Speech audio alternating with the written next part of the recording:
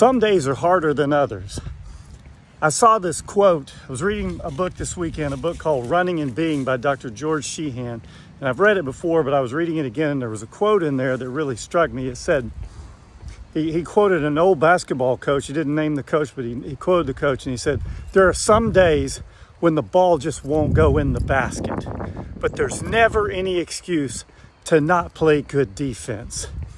And the quote, when you think about it, it's like, some days you just can't hit that basket. Some days things just don't fall for you. Sometimes the world's just against you, or you just don't have it that day.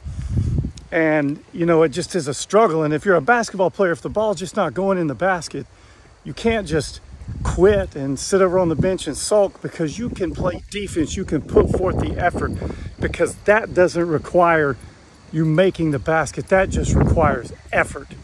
And I feel the same way sometimes in everyday life. There's sometimes when life just seems hard, when the day just seems like everything's uphill and nothing wants to go the way that you want it to go, or that you wished it would go, or things just don't fall into place. People just don't fall into place.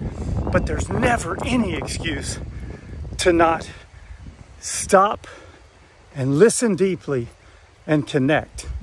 It doesn't matter what else is going on. You always, when you interact with people, it doesn't require any skill.